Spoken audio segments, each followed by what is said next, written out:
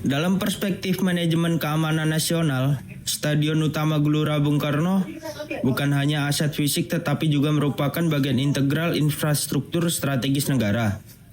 Sebagai pusat kegiatan olahraga, sosial, politik, dan budaya, GBK memegang peran kritis dalam stabilitas nasional. Konsep pengamanan objek vital nasional mengacu pada perlindungan terhadap fasilitas yang apabila terganggu dapat berdampak signifikan pada keamanan, ketertiban, dan kedaulatan negara. Berdasarkan Peraturan Presiden Nomor 63 Tahun 2004, klasifikasi ini ditentukan oleh tingkat risiko dan konsekuensi gangguan terhadap fungsi strategis objek tersebut. GBK memenuhi indikator tersebut sebagai lokasi berkumpulnya puluhan ribu orang dalam satu waktu. Risiko keamanan berskala tinggi melekat secara inheren. Potensi ancaman seperti kerusuhan massa, terorisme, sabotase, maupun bencana alam menuntut adanya sistem manajemen risiko yang terstruktur mulai dari deteksi dini, respon cepat, hingga mitigasi dampak. Pengelolaan keamanan di GBK harus berbasis pada pendekatan risk-based security yang melibatkan analisis kerentanan, evaluasi ancaman, dan perencanaan kontingensi secara sistematis. Kolaborasi antara aparat keamanan, otoritas pengelolaan, stadion, serta sistem intelijen menjadi mutlak untuk menjamin keamanan pengunjung dan keberlangsungan fungsi strategisnya. Karena itu, klasifikasi Gelora Bung Karno sebagai objek vital nasional bukan semata didasarkan pada nilai historis atau kapasitasnya, namun pada realitas fungsionalnya sebagai pusat gravitasi sosial nasional yang jika terganggu dapat menimbulkan instabilitas nasional secara luas. Dalam logika pengamanan negara modern, menjaga GBK berarti menjaga simpul kohesi bangsa. Gelora Bung Karno bukan hanya aset, tetapi juga tanggung jawab strategis. Sejarah panjang GBK bermula pada tahun 1958, saat Indonesia dipercaya menjadi tuan rumah Asian Games keempat tahun 1962. Presiden saat itu, yaitu Presiden Soekarno, menjawab tantangan itu dengan membangun sebuah mega proyek yang kita kenal sebagai Gelora Bung Karno. Sejak saat itu, GBK menjadi saksi berbagai event nasional dan internasional, mulai dari olahraga, konser, musik, hingga kegiatan sosial. Tapi GBK bukan hanya tentang stadion. Dengan 84% kawasan terbuka hijau, GBK juga menjadi paru-paru kota, rumah bagi pepohonan langka, dan 22 jenis burung liar yang berkicau setiap hari. Penataan terpadu terus dilakukan untuk memberikan kenyamanan dan pelayanan terbaik bagi masyarakat. GBK hadir bukan hanya sebagai tempat olahraga, tapi juga ruang publik yang ramah, asri, dan inklusif.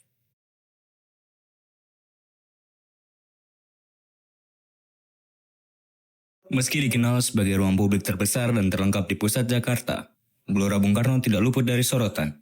Belakangan ini muncul keluhan dari sejumlah komunitas bermain yang dikenakan biaya jutaan rupiah hanya untuk menggunakan taman atau daerah terbuka di kawasan Gelora Bung Karno. Dalih yang digunakan adalah jumlah peserta yang dianggap melebihi batas atau aktivitas yang dinilai bersifat komersial. Padahal, kegiatan yang mereka lakukan memberikan nuansa hidup di kawasan Gelora Bung Karno, menyehatkan, membangun kebersamaan, dan bahkan tidak melibatkan keuntungan finansial sama sekali. Hal ini memunculkan pertanyaan mendasar. Apakah ruang publik benar-benar terbuka untuk semua? Atau justru perlahan berubah menjadi ruang privat yang tersembunyi di balik tafsir administratif? Menanggapi polemik yang viral di media sosial, pihak PPK GBK akhirnya memberikan klarifikasi resmi. Mereka menegaskan bahwa seluruh kegiatan komunitas yang bersifat non-komersial seperti olahraga bersama atau edukasi publik kini dapat dilaksanakan tanpa dikenakan tarif sepeser pun. Keputusan ini menjadi sinyal positif bahwa pengelola GBK mendengar aspirasi masyarakat dan bersedia melakukan penyesuaian.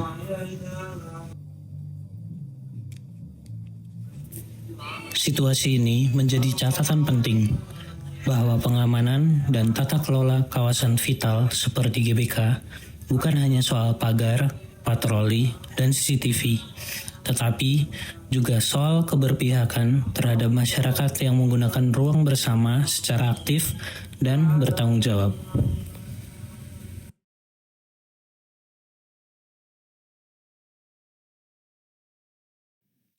Dalam merancang dan mengevaluasi sistem pengamanan kawasan vital seperti Gelora Bung Karno, kita dapat mengacu pada 3 teori utama dalam manajemen keamanan, seperti Integrated Security System, Layered Security, dan 5D Security. Yang pertama, Integrated Security System. Konsep ini menekankan pada integrasi berbagai elemen pengamanan mulai dari teknologi, sumber daya manusia, hingga prosedur operasional menjadi satu sistem yang saling mendukung. Di kawasan GBK, sistem ini tampak pada kombinasi antara CCTV, personel keamanan, dari internal maupun pihak ketiga, sistem akses masuk, hingga koordinasi lintas instansi saat event besar berlangsung.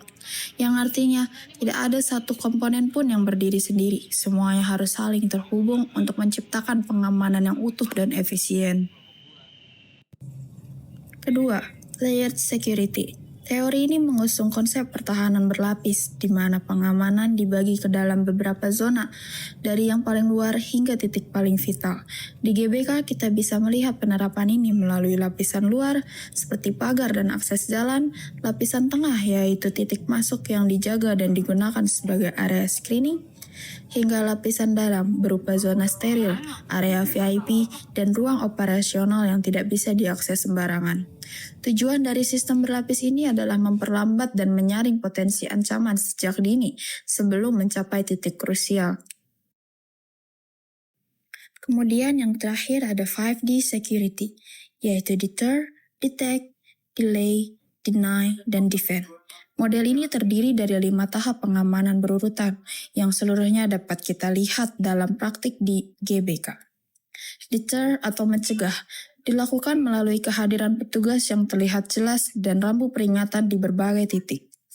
Detect, yaitu mendeteksi ancaman, dilakukan melalui kamera pengawas dan patroli rutin.